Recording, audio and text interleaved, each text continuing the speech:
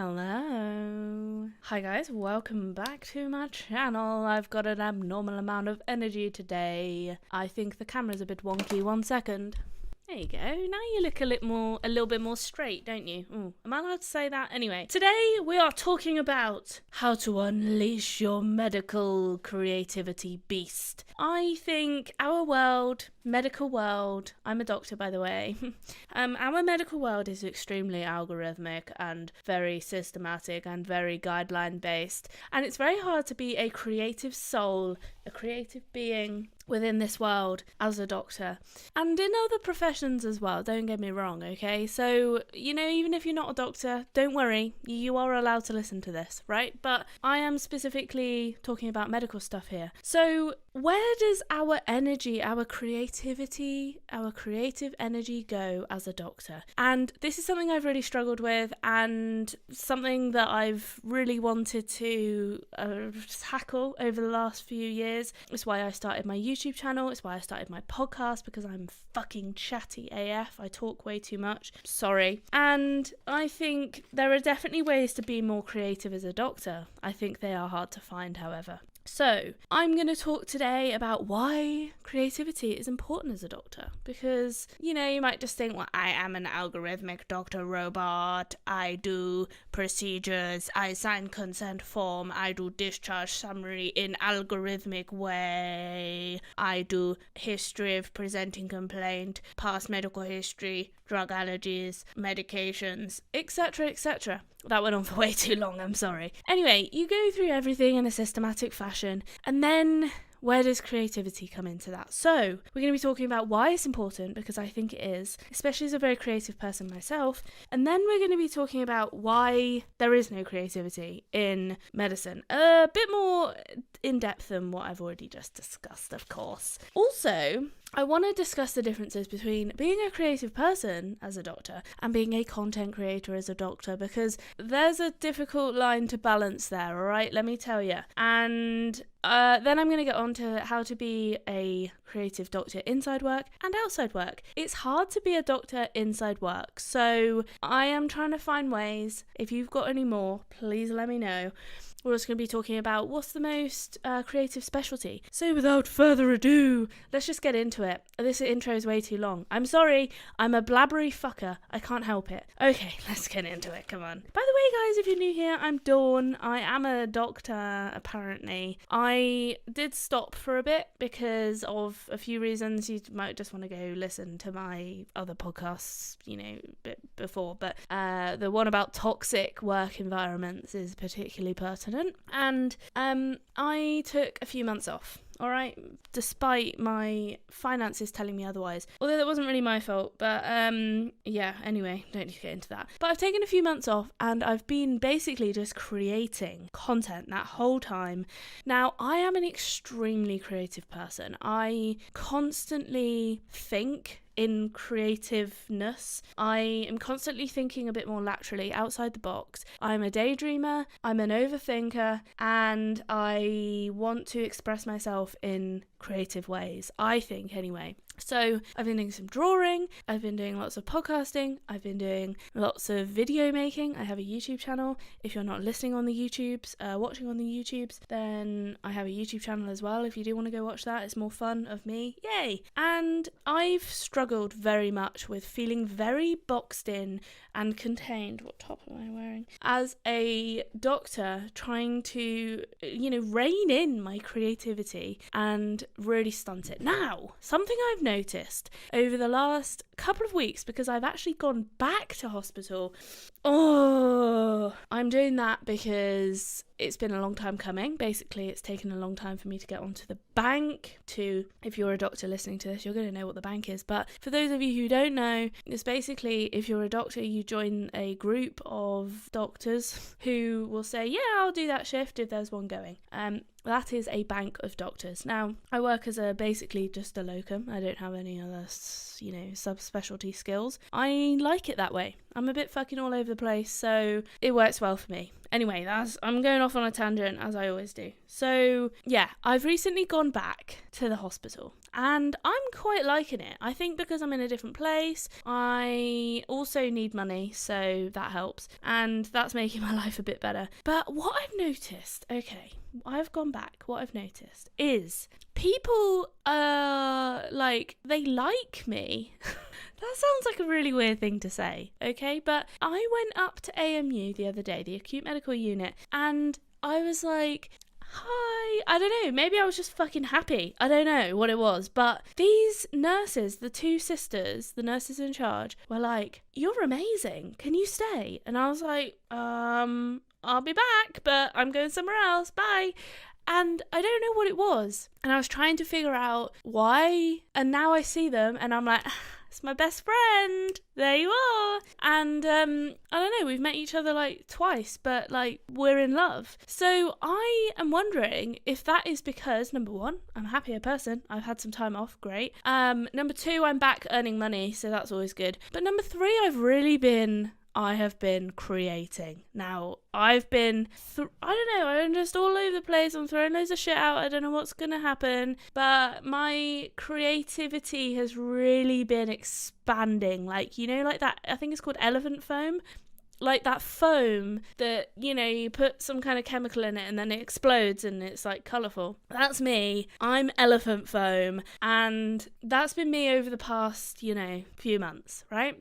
So I wonder if and also I've been doing acting and improv, and I think that's just made me a more open, expressive person. And I'm also, you know, if you're in a job that you like, then you're obviously just going to be a nicer person, right? So, duh. So yeah, I'm having a good time, I would say. And yeah, I do wonder if I am expressing myself more creatively, and I'm also just expressing myself more. I think I've been in a lot of jobs where I've been so emotionally stunted because I am either too scared to be myself, or I don't really feel like I have any autonomy, or I don't really enjoy it, or anyway, I just become this kind of shell of a human that just does the job but with not really much personality. And I'm really trying to find the balance between where can I bring my personality in and where can I you know, where do I have to rein it in a bit? Now, what I've noticed is, again, I'm off on a tangent, but this is kind of, you know, it makes sense when you think about what I'm talking about. I've noticed that my humour and personality, I think tends to match people that are more in the acute fields. I don't really favour the you know, maybe the ward subspecialties very much. So I probably get on better with acute medicine and emergency medicine. I think that might be where I land. Anyway, that might also be why these nurses like me. I don't know what it is. I wish I knew what the difference was, but I do think my creative journey has had an impact on it. So firstly, why is creativity important as a doctor? Well, it makes you a nicer person. I don't know, does it? So I think me just being able to express myself, and that is a big thing for me, is often I have a lot of emotions, don't we all?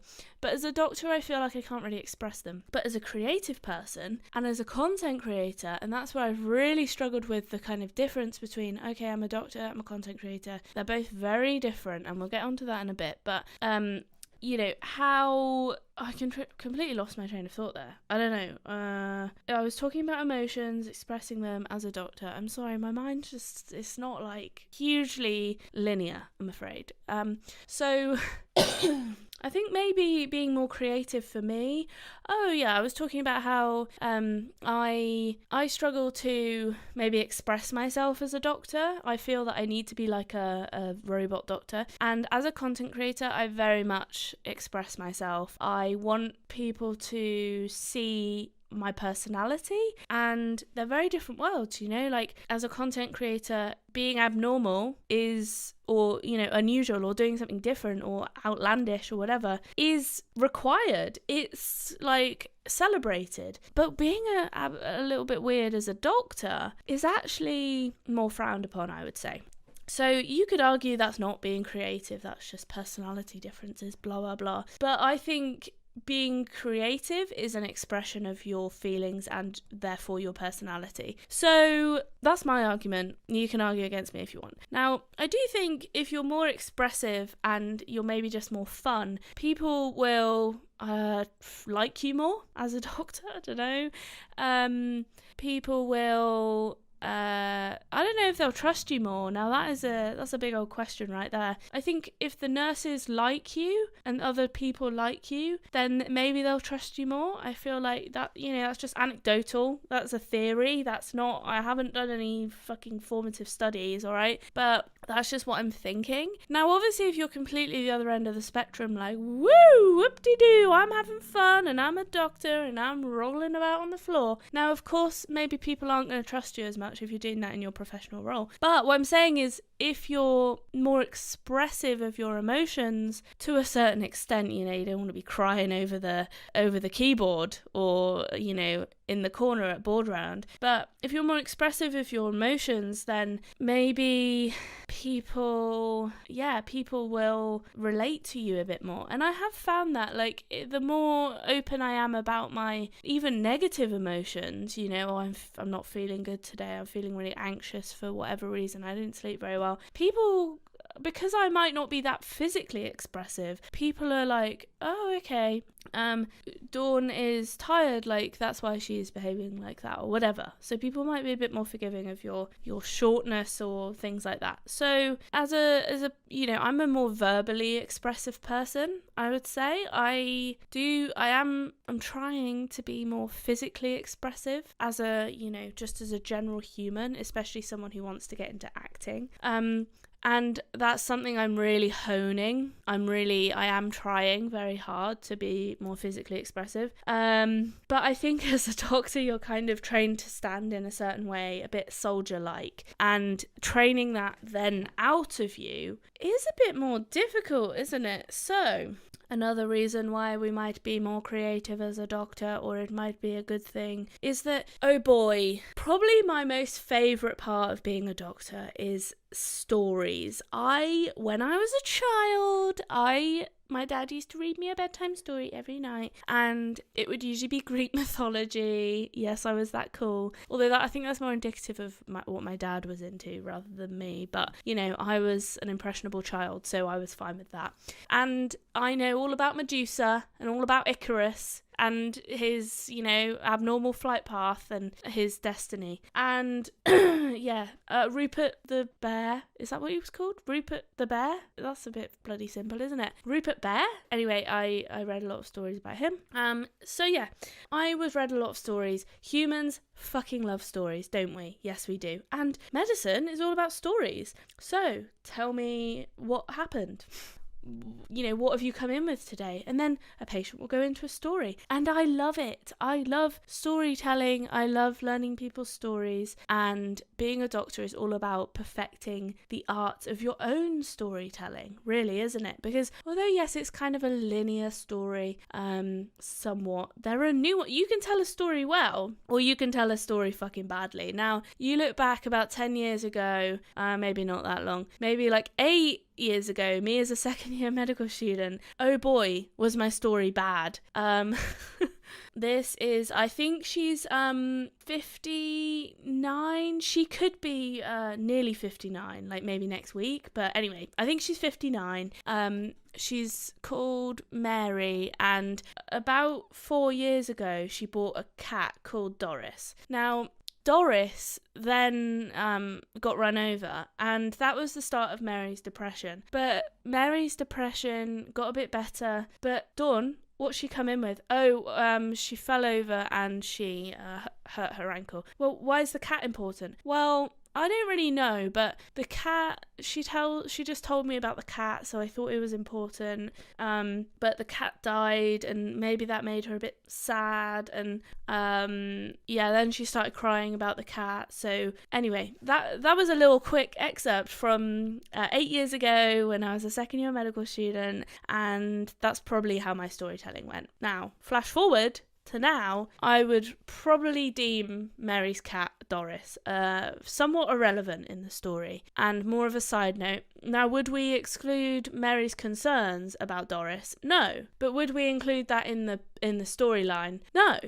So, you got to hone those skills as a storyteller, as a doctor. Now, I would say the how that relates to creativity is just, storytelling is important in creativity. I mean, realistically, I've been telling you stories all this past 15 minutes on and off, I just told you about my story about being a second year medical student, and now that is a story. And I would say even in any kind of art form, like music, their stories, drawing is, there's a story behind the drawing. Oh, sorry, I just burped. You might have heard that. And in any kind of storytelling, you need some kind of emotion, and being a good storyteller is all about highlighting and kind of moving people through an emotive state. And you could say that, well, you don't want emotional stories as a doctor, but I'm sorry, but if you want your consultant to listen to you,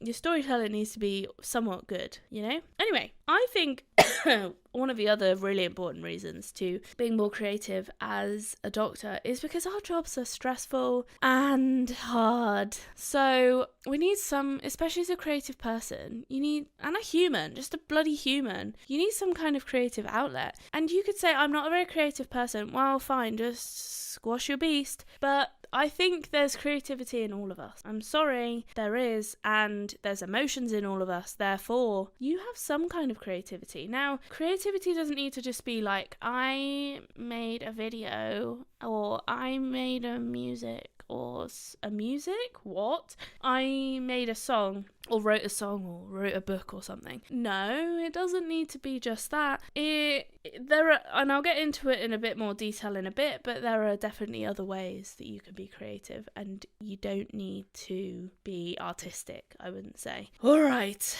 I also think creative acts can be extremely mindful as a doctor. Whenever I edit, oh boy, you best not disturb me, because when I get into that editing flow, I am irretractable from it. I just get into and I forget to drink, I forget to breathe, I forget to eat, I forget to go to the toilet, I forget everything. Everything goes out the window when I get into, and you could say maybe that's not good.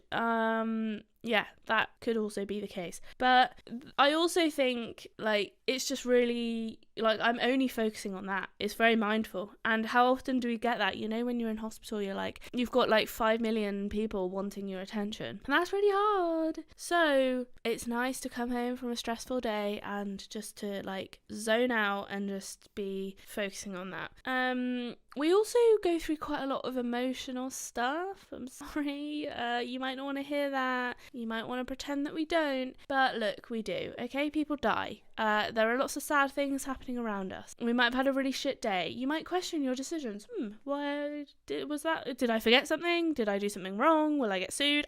So you need some kind of release from that, and I think sometimes, we're not good at talking about it, but if you've got another creative outlet, that can be really good, as well as mindfulness and as well as reducing our stress. If I haven't sold it to you already, I don't know what will sell it to you, okay? Because that was fucking convincing, alright? So for me, it's just an expression of my personality, which I definitely think I hide in medicine. Sorry. I actually had somebody say to me, oh my god, Dawn, I watched your videos. They worked with me. I watched your videos and you're a completely different person. And I was like, yeah, because I'm a doctor, a robot doctor. I can't be behaving like myself at work. I can, but not to patients, right? Or not to consultants that are if they're, a bit straight-laced. I can't be myself. I can't. And I've definitely learned, and this is why I think I'd be a fucking sick actor, because I have been acting my whole life. I have been a doctor, and I have learned how to act like a doctor. I am not doctor by nature, because I wouldn't say that I am straight-laced at all. Okay, in fact, my friends would describe me as eccentric, a bit grasshoppery, a bit all over the place, and I've struggled, all right? put my bloody hands up, put my little paws up. I have struggled to be a doctor because I am clever enough for it, obviously, and disciplined enough for it, but I've struggled to like mould myself into that person that needs to be behaving well. And anyway, I think I've managed to do it. So let's get into the next section. Why do we not have creativity? Now, I think if you look very deeply for it, you might find it, but we'll get onto that a little bit later in the next section. The section after the next section, sorry. Actually, no. The section after the next section after the next section. So, why is it stunted? Look, okay, when shit hits the fan, algorithms save the day. Guidelines save the day. They do. And I do think we need guidelines. In fact, you know, when... You can't really be creative with, oh, somebody's potassium is 0.8. Like, let's see what happens if we just don't do anything. What happens? Well, they're going to fucking die.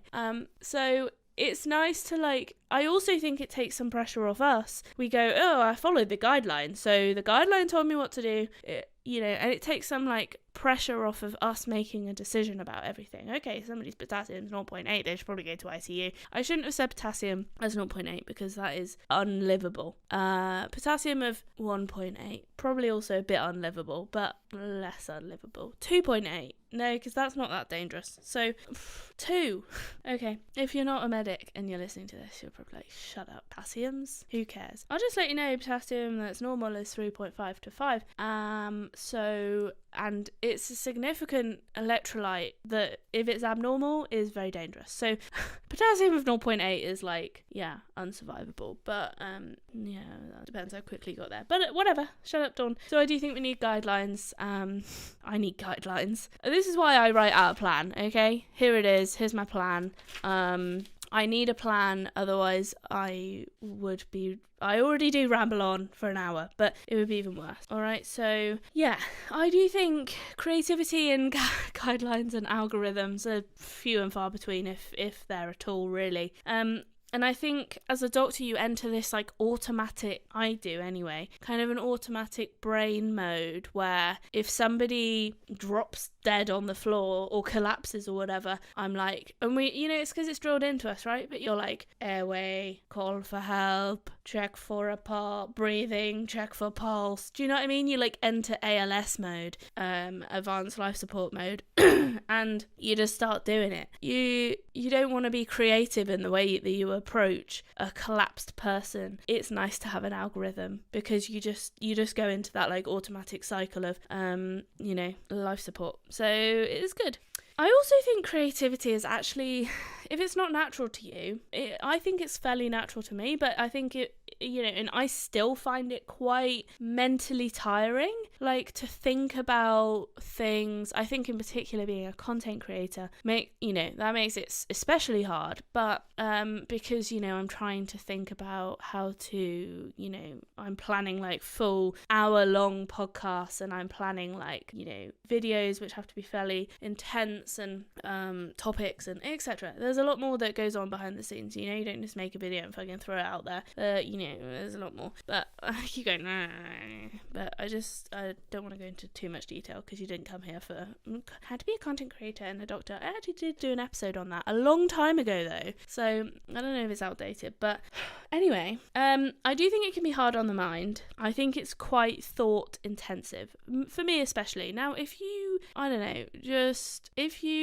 are the kind of person who has a skill, like you're really good at drawing and it's just natural to you, then, or you've like learnt it over a long time and you don't need to like think about how to do it, then is it really going to be that thought intensive, or is it just going to be like a mindful exercise? Now, that's a good question. So I think it depends on whether you're trying to learn something creative, and if you're not and you're just doing something, like for me, this is like, I'm just chatting now that I'm used to it and I can do it, I'm just chatting to myself, I don't know, whoever listens. But yeah, I think it can be quite hard to go from doing quite a mentally challenging job to then trying to be like creative and let's say you're writing a song. That's quite challenging. Now, you can write a song a bit, less intensely and just do it casually, and that is much easier. If you don't have any,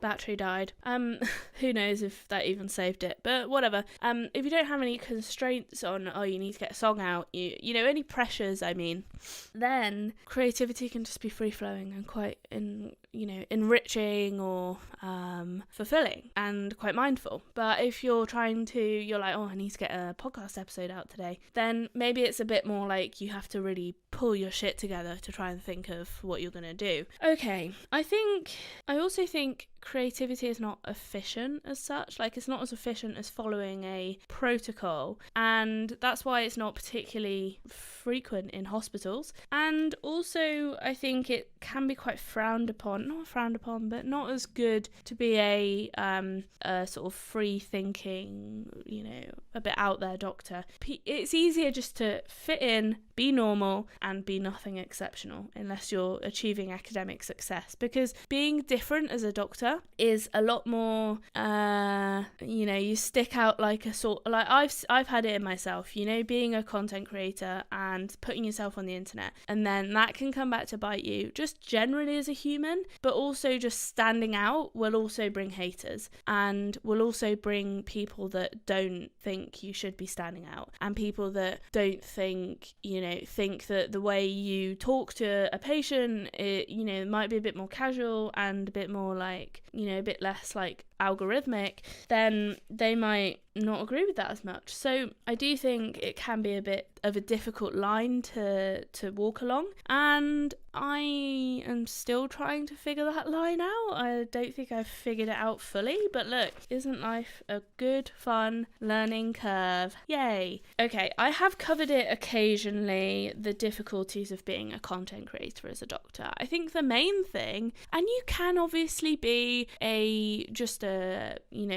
that's sensible on the internet, but for me, I never wanted to be that. I wanted to be myself. I wanted to be fun. I wanted to be entertaining. I wanted to be a bit different. I didn't want to be a doctor who teaches medical students. Obviously, I have done medical student teaching, but I didn't want to be someone who's like, this is how you do the UK CAT or the USMLE, and like doing study techniques and shit like that. That wasn't my vibe at all. I would rather talk to people about how, stuff like this, a bit more, I guess, abstract stuff, a bit more like fun stuff. I don't like doing stuff that's academic, maybe. Although I can do academic stuff. I feel like I've done that, like I did my GCSEs, did my A-levels, I did my medical degree.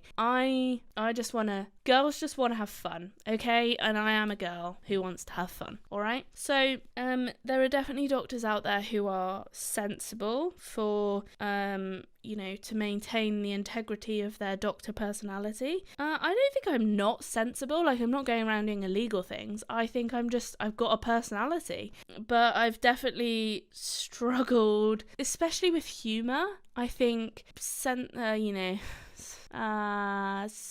of humour, styles of humour can be difficult to gauge, and it has come back to bite me like once, but let me tell you, I have a blog and it got reported to the GMC. The GMC sent me an email and they were like, hi, we've had this report that you've been writing blogs about patients. And I was like, well, I have, but mainly about my experiences. Now, I am not an idiot, okay? I am not going to go writing Mr. Smith who lives in this place. I'm not going to go divulging medical confidential information. I mainly wrote it about myself, but obviously it has some patient not details, but it was revolved around a patient, or not even, but the thing is, it wasn't revolved around one patient, and I never give any ages. I changed the age, I changed the name, I changed the whatever, I changed everything, but people still think it's about them. Now, it was funny because the person that wrote to the GMC,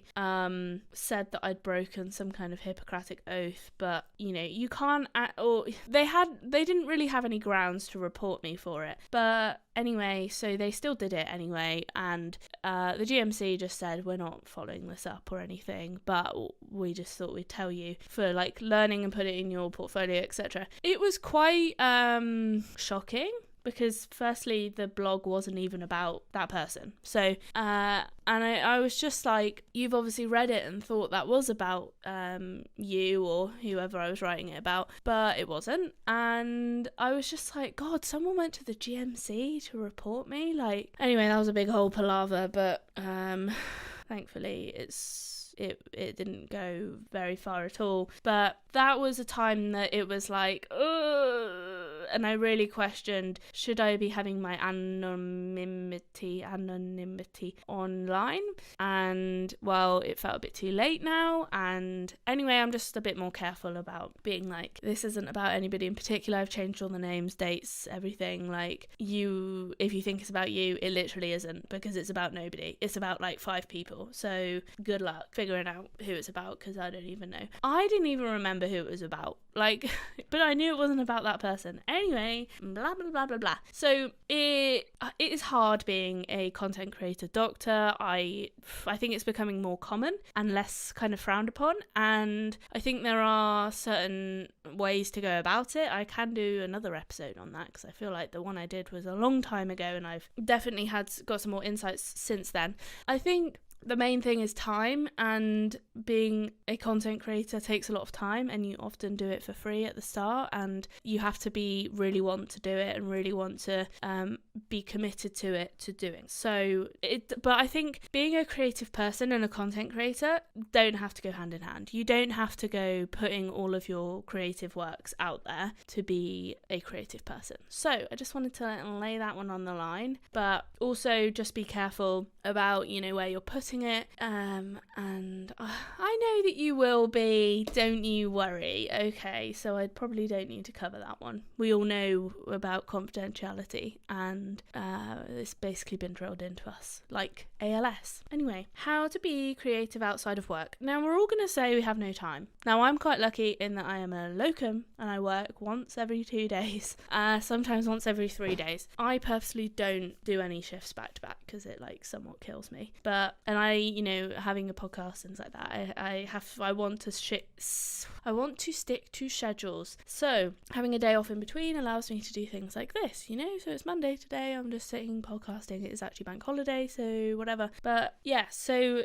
I do have breathing room in between shifts. Gal still has to pay the bills though, so now how are you going to do it if you don't have any time if you're a trainee?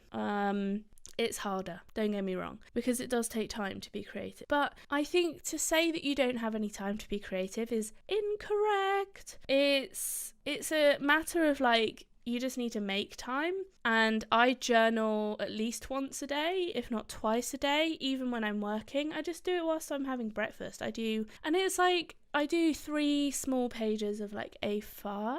No, it's less than A5. I think it's like this size. I don't know what size that is, but it's just less than A5, but bigger than A6. And it's like, well, you could, some people might do more, but you just need to say what is possible for me. Now, ways that I think you can be creative are, you need to make time, okay? Stop waiting for it to happen. But you don't need to make it like a regimented thing, like I must be creative every day. Do it because you enjoy it. Don't do it because you feel like you have to. But you also need to realise that it's going to be something that you're going to have to make time for, unless you're like, I need to do it. But I'm assuming the fact that maybe you're listening, creativity is kind of evading you. So what I'm saying is you need to make time for it, okay? Work can get in the way. It can. Now, there are ways that you don't need to make extra time in your day. Like, you don't need to get up earlier or sacrifice anything. If you're travelling to work, how can you be more creative when you're travelling to work? Well, if you're sat on the bus or whatever, just write your thoughts down. down, or I often plan things when I'm traveling, like podcast episodes, or if I'm having any creative thoughts, I just write them all down. I constantly have a pen,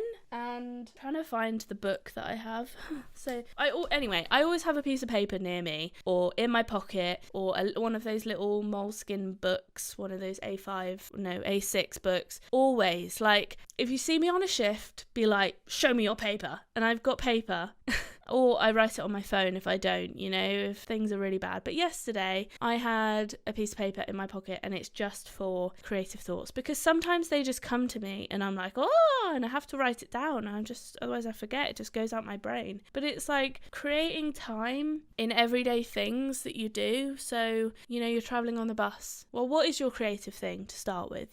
It could be drawing. It could be having a podcast, in which case you can't really podcast on the bus, but you can plan it. Now, trust me, podcast, you do have to plan. Don't think you can just start talking and it will make sense. Some people might be able to do that. I don't know who you are, but maybe just a conversational podcast. But you're still going to do some research beforehand, because you need to know what you're going to talk about and what direction you're going in. So I do think, trying to figure out what your form is, and you don't need to have one specific form, but, do you draw? Do you write poems? Just do it in times where you're static. So, when you're eating breakfast, or although there is some merit to eating mindfully, you might want to get up a little bit earlier just so you can, after breakfast or before breakfast, do a little bit of whatever it is. If your thing is making music or just playing an instrument, well, what about watching less TV and just playing the guitar whilst you're sat on the sofa or something like that? Or if it's drawing, just have a sketch pad with you at all times, and just a pencil or whatever you use, or have an iPad with you. Like, you don't have to have like a full easel and everything, but and it's just, it might be just a rough draft. It's not as though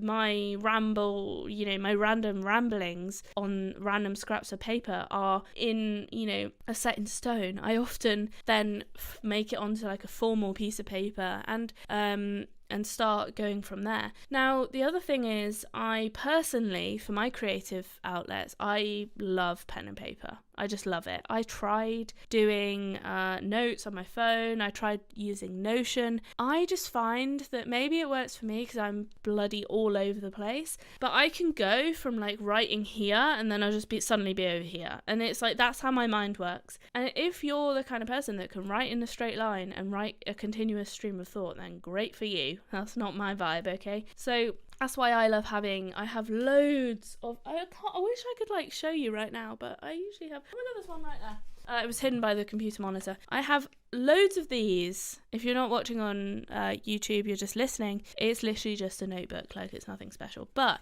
I have loads of them. They are pocket sized, or they're literally like not heavy at all. You just have them with you, and you can see here, it's just random shit. Like, there's nothing special about what I'm writing there. I've written, I don't even know what it means. Streamlining. Not easy. Be kind to yourself. Accept mediocre or okay. Just get it out. It's literally whatever my brain thinks, I just shove it onto a piece of paper. So I've always got these little notebooks everywhere. I've got thousands of them dotted around my house, because there should be one in every room, because with a pen, so that I can just blurt it out. Now, I do use my iPhone notes sometimes, but every plan, and I've got here it is. This is my folder for all of my creative stuff, and it's a mess, like my life. And it's actually not. It's actually quite neat inside. Here you go. It's got these little, what are they called? Bookmarky tab things, and then it's got my storytelling info here, and then I've got this thing where I write in the little notebooks, and then I take them out, and then I put them in with sticky tape and put them in there. So that's my brainstorming. So yeah, anyway, what I was saying is just have the equipment around you, have the stuff around you to enable creativity to be easy. You don't want to have to, I'm going to have to go upstairs and find my pens and find my sketchbook and get it out. Just have it next to your bedside. I've literally, you should see my bedside. Firstly, it's completely surrounded by books. It's got my Kindle, and then it's got another book underneath it, and then it's got a crossword book, and then on the floor it's just loads of magazines and a few other books, and then often like some notepads or some little ones like these. It's ever changing. It's an ever-changing environment, and then I've got my journal as well in the drawers. So I have stuff for creative outlet all around me, because I know firstly how important it is for me, but also you want to reduce the barrier to doing so, and just having it there and just expelling it whenever it comes, because I never know when my creative juices are going to get flowing. Often it's in the shower or driving, in which case I use voice notes, because I don't always listen to the voice notes, but at least I know that they're there, and I've gotten rid of whatever creative energy I needed to get rid of. That sounds so spiritual, but it's kind of true. So let's talk about creative outlets outside of work. You might already know yours, in which case great, but you might also want to try loads of different things. I've written down writing. For me, okay, so my creative outlets are fucking loads, all right? Making videos, so editing, cinematography. Yeah, I like taking videos of nice things. Pictures. I have a photography Instagram, if you want to go look at that. It's called at Bristol Vlogs. I might change it, but it coincides with the name of my other Bristol YouTube channel, which is specifically about Bristol, because I love the place. So creative, so the people are crazy, and I love it. Like, they're as crazy as me, so that's good. And so you might write, you might make music, you might write music, you might sing, you might paint. One that people don't see as creative, but I would argue that it is cooking. Now, yes, you can follow recipes, but they're always you can also be creative when you cook. You can add something a little bit extra into it. You can change the recipe a bit. And I would say that's still a form of creativity, and also it's really mindful, and also you get to eat at the end of it, and also you can take it for meal prep. So do not tell me that you do not have time to be creative. You can be creative in ways that are beneficial to you as well, not just like seen as wasting time. Like, you can multitask, you can cook and have it as meal prep for the next day, and then you don't need to worry about lunch for work. Perfect. I'm trying to think of other ways. Maybe just like exercise can be quite creative. You might make your own workouts, and then at least you're exercising and stuff, being creative at the same time. But there are also like, how are other ways? Whenever I'm out and about, so I take my dogs for a walk, I just see things, I just take pictures of them, and that's like walking dogs and being creative. I just think it's good to have, feel like you're achieving, I guess, being productive, right? Because although I am not always productive and creative, it is sometimes when you're low on time, or when you're doing something else, you're like, oh, I'm walking the dogs and I'm taking pictures. So there are also other ways, such as acting. Most doctors don't act, though, like as in go to acting classes. I don't know, there's just a lot of people are scared of it, which I get, and a lot of actors are scared of improv as well, which is kind of ironic. Isn't our whole lives just improvising? Like, you can improvise, and please just do it and get over the fear. It's done. Learning languages. This is kind of why I moved to Bristol, not just because of the language thing, but for all of the creativity that Bristol brings. I think it's a beautiful place. I think it's underrated in terms of its beauty. I think it is industrial, but it's also got a lot of organic beauty within it. And it's got a lot of acting, improv, language. So I think surrounding yourself with creative people and creativity is also super useful, because it will bring out the creativity in you. Now, let's get on to the final aspect, because I'm kind of getting hungry. How to bring your creativity to hospital? Bit difficult. I'd love your help on this one, alright? Because it is hard in a place that's so structured and so stiff.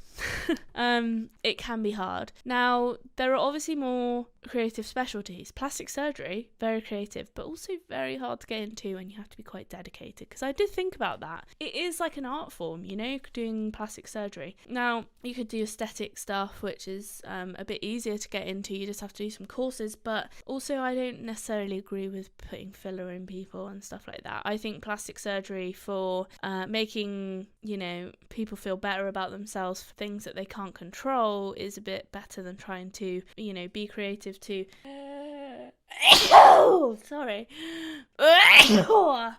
Oh my god, you see the waveform on the podcast thing, on the recording, you can see where I've sneezed. I have some ethical considerations about like whether we should be really filling people with fillers and stuff like that. Not saying I disagree with it, not saying I would never get it myself, but I would rather use my medicine for good and not be contributing to people's body dysmorphia. That's just my opinion. You know, I think if somebody has lost lots of weight and they want a tummy tuck, that's a kind of different story. Like for me, that's still aesthetic, but it's also for kind of other purposes. Like I don't know if I'm just getting a bit semantic here. So the way that I'm often creative when I speak to patients is obviously I ask them questions in different ways. I approach the history a little bit differently every time. I think of people as like, you know, they're telling me a different story, but also I use analogies. So when people don't quite understand what I'm saying, I try to use an analogy to explain it a bit better. Now, sometimes it works, sometimes it doesn't. Oh my god, I just had a thought that I've started watching Wild Croc Territory on Netflix, and I just remembered that I can go and watch it after I finish, so I'm really excited for that. Not that you wanted to know, but I just wanted to put that in there. But I was excited. I am excited.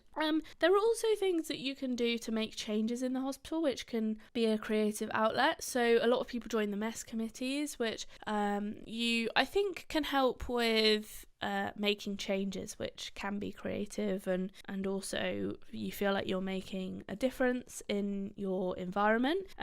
Contributing to making changes, now I think this is a bit dull, but you know, quality improvement projects, and I've actually thought about one to do myself, and that is how to streamline the process of becoming a locum doctor in a couple of the hospitals that I've applied to, because it's taken a long time, and I think that would use my creativity in a positive way. You know, I want to create like a nice flow chart, which sounds really sad, but it's something I'm quite passionate about, so I think I might help do that. There's also loads of artwork in hospitals. Like, it's like an art gallery, and you could actually put your artwork in the hospital. I don't know how you do it, but I'm sure there's a way. People have obviously done it in the past, so it's not impossible, and they use it as like an art gallery, and I love looking at the art. Like, it's my favourite thing to do. I think also going to the gardens rather than just sitting on the ward or in the office having your food can instill some kind of creative juices, because you're looking at plants and like looking at things around you, and that's actually quite nice. Another way, and I've done this, is teaching students. Now, you have to be creative in the way that you approach teaching students, because otherwise it's